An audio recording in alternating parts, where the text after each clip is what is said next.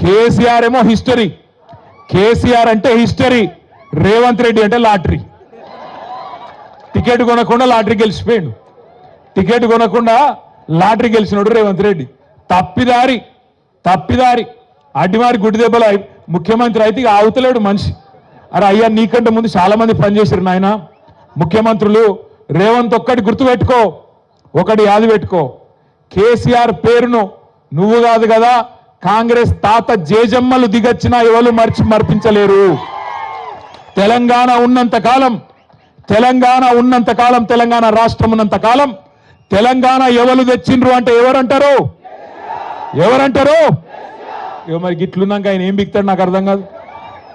నేనేమంటున్నా, మాటలు మస్తుగా చెప్పచ్చు రేవంత్ రెడ్డి లెక్క, నేను కూడా నరకచ్చు. అంబేద్కర్ అభయహస్తం అని పెడతా, కేసీఆర్ దళిత బంధు పెట్టి 10 లక్షలే ఇచ్చిండు, నేను 12 లక్షలు ఇస్తా అన్నాడు. ఇచ్చినవా ఒక్కలకన్నా? పడ్డాయా ఎక్కడన్నా టకీమని పడ్డాయా? బీసీ డిక్లరేషన్ అన్నాడు, 20,000 కోట్లు ఇస్తా అన్నాడు బీసీలకు సంవత్సరానికి, మొత్తం 1,00,000 కోట్లు ఇస్తా అన్నాడు బీసీలకు. పడ్డాయా? టకీ అంటుందా ఎక్కడన్నా? టకీ లేదు. అందుకే అంటున్నా రేవంత్ రెడ్డి, ఇక తిట్ల పురాణం బంద్ చేయి. సంవత్సరం దాటిపోయింది, నీ హనీమూన్ పీరియడ్ కూడా అయిపోయింది. హనీమూన్ పీరియడ్ అంటే ఏంటంటే లగ్గం చేసుకున్నాక మొదటి 10-12 నెలలు లగ్గం చేసుకున్నాక పిల్లకు పిల్లగానికి బాగా ఒకళ్ళ మీద వాళ్ళకి మోజు ఉంటుంది కాబట్టి దాన్ని హనీమూన్ పీరియడ్ అంటారు. గట్లనే రేవంత్ రెడ్డి కూడా కొత్తగా ముఖ్యమంత్రి అయింది కాబట్టి ఏమైనా చేస్తాడేమో, ఏమైనా ఇస్తాడేమో అని అనుకున్నారు. ఇప్పుడు అది ఒడిసిపోయింది. ఈ కాడి నుంచి నీకు సినిమా ఉన్నది ముంగట. నేను అంటున్నా రేవంత్ రెడ్డిని అసెంబ్లీకి రా కేసీఆర్ అంటుండు. అరే నేను రేవంత్ రెడ్డిని అడుగుతున్నా, అసెంబ్లీకి రాగాదు, నీకు దమ్ముంటే రేవంత్ రెడ్డి నువ్వు లగచర్లకు రా, నీ సంగతి ఎందుకు కొడంగల్ చెప్తారు. నువ్వు దమ్ముంటే నువ్వు రా లగచర్లకు, సెక్యూరిటీ లేకుండా రారాబోయే నేను కూడా చూస్తా. అక్క అంటుంది పక్కకెళ్ళి, నువ్వు వస్తావా రావో నాకు తెలియదు కానీ నేను మాత్రం పక్కా కొడంగల్కి వస్తా, తొందరలోనే వస్తా. నీకు దమ్ముంటే ఆపకు. మళ్ళీ ఇట్లనే పోలీసులను అడ్డం పెట్టుకొని 4 అడిదిక్కుల పోలీసులు, ఇడిదిక్కుల పోలీసు వాళ్ళు సంవత్సరంలో ఏం చేసిండ్రా అయ్యా అంటే, నేను లగచర్ల గిరిజనుల కోసం మహబాద్ పోయి మీటింగ్ పెడతా అంటే ఆడ పర్మిషన్ ఇయ్యాడు, మళ్ళా కోర్టుకోవాలి. రైతుల కోసం ధర్నా చేసుకుంటాం నల్లగొండలా అంటే దానికి పర్మిషన్ ఇయ్యాడు, మళ్ళా కోర్టుకోవాలి. ఆఖరికి దాస్యనాయక్ తాండకు వచ్చి అంబేద్కర్ విగ్రహం ఆవిష్కరణ చేసుకుంటామంటే దీనికి కూడా ఇయ్యలే.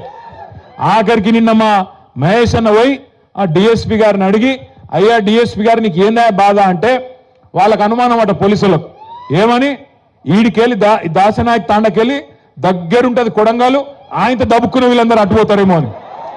గట్లెందుకు పోతాం నాకు అర్థం కాదు. బేజాప్తా పోతామా? బాజాప్తా పోతాం, ఖచ్చితంగా కొడంగల్ పోతాం. నీ సంగతి ఏందో చూస్తాం. అంత భయపడి ఎందుకు పోతాం మనం? బాజాప్తా పోదాం, బ్రహ్మాండమైన మీటింగ్ కొడంగల్లో పెడతాం. నువ్వు రాలేదా? గతంలో నువ్వు ప్రతిపక్షంలో ఉన్నప్పుడు సిరిసిల్లకు 4 సార్లు వచ్చినావు, ఓ తిట్టిపోయినావు. ఇక మా అక్క దగ్గరికి మహేశ్వరం వచ్చినావు, అవ మహబూబ్నగర్కి వచ్చినావు, ఆడ వికారాబాద్కి వచ్చినావు, అంతటికి వచ్చినావు. రాష్ట్రం అంతటా స్వేచ్ఛగా తిరిగినప్పుడు నీకు మంచిగా పోలీస్ సెక్యూరిటీ పెట్టి బ్రహ్మాండంగా మేము తిట్టించుకున్నాం. ఇప్పుడు నేను తిట్టామని కూడా అంటలేము. మేము వచ్చి ఇక మా తమ్ముడు సురేష్ ఉన్నాడు, ఎక్కడున్నాడు మా తమ్ముడు? రమ్మంగట్రా. మా తమ్ముడు మన లగచర్లలో 45 రోజులు జైలుకు పోయిన తమ్ముడు సురేష్ కూడా ఇప్పుడే బెయిల్ మీద వచ్చినాడు. ఆయనకు ఒకసారి గట్టిగా సపర్లు కొట్టాలి. లగచర్లలోని అక్కడ ఉండే గిరిజన రైతులు, దళిత రైతులు, బీసీ ఎస్సీ రైతుల కోసం పోరాడి, మరి వాళ్ళ న్యాయం కోసం పోరాడి జైలుకు పోయిన సురేష్ లాంటి తమ్ముళ్ళు ఒకరిద్దరు కాదు, ఇంతమంది ఇక్కడ ఉన్నారు. అవసరమైతే అందరం కొడంగల్కు దండయాత్రకు వస్తామని కూడా చెప్పి నేను చెప్తా ఉన్నా. రేవంత్ రెడ్డి గారికి గోపాల్ ఎక్కడ? గోపాల్ నాయక్ కూడా ఒకసారి వేదిక మీదకి రా. గోపాల్ నాయక్ కూడా గట్టిగా సపర్లు కొట్టాలా. ఇంకో షాలో తెప్పిస్తాను తప్పకుండా, గట్టిగా సపర్లు కొట్టరా. Thank you Gopal. ఇక్కడ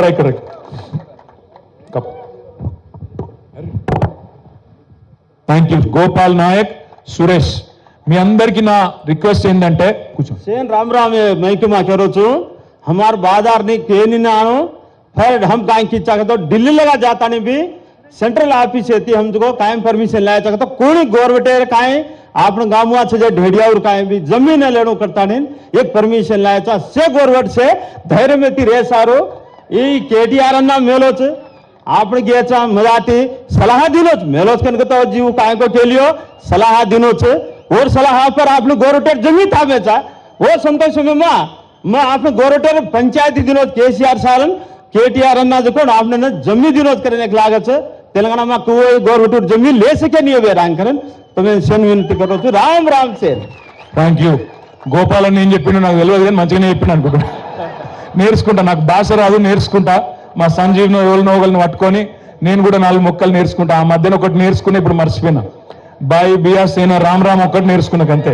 ఇక మిగతా నేర్చుకోలే అది కూడా నేర్చుకుంటా నేను మీ అందరికి చేసే విజ్ఞప్తి ఒకటే దయచేసి గుర్తుపెట్టుకోండి డాక్టర్ బాబాసాహెబ్ మనకు స్వేచ్ఛనిచ్చిండు మాట్లాడే స్వేచ్ఛనిచ్చిండు కొట్లాడే స్వేచ్ఛనిచ్చిండు ప్రభుత్వం మీద తిరుగుబాటు చేసే స్వేచ్ఛనిచ్చిండు ప్రజాప్రతినిధులను నిలదీసే స్వేచ్ఛనిచ్చిండు ఆ అద్భుతమైన రాజ్యాంగాన్ని ప్రపంచంలో ఏ దేశానికి లేని రాజ్యాంగాన్ని డాక్టర్ బాబాసాహెబ్ మనకిచ్చిండు కాబట్టి అధినేతలు ప్రభుత్వ అధినేతలు జులుం చేస్తే మనం ఇవాళ వాటిని బర్దాస్తు చేయాల్సిన అవసరం లేదు తిరగబడచ్చు మాట్లాడొచ్చు ఎన్నికల్లో హామీలు ఇచ్చి మాట తప్పితే ఖచ్చితంగా నిలదీయొచ్చు అడగాలి నువ్వే అన్నావు కదా కేసీఆర్ 10,000 ఇస్తున్నాడు నేను 15,000 ఇస్తా అంటివి 2 లక్షల రుణమాఫీ చేస్తా అంటివి వచ్చిన 2 లక్షల రుణమాఫీ జరిగిందా ఇక్కడ మరి ముఖ్యమంత్రి గారు అబద్ధాలు చెప్పొచ్చా ఎంత సిగ్గు లేకుండా అబద్ధాలు చెప్తున్నాడు 2 లక్షల రుణమాఫీ చేసినా అంటాడు మొదలు నువ్వే మీటింగ్ పెట్టినావు డిసెంబర్లో 23 డిసెంబర్లో మీటింగ్ పెట్టి ఏం చెప్పినావు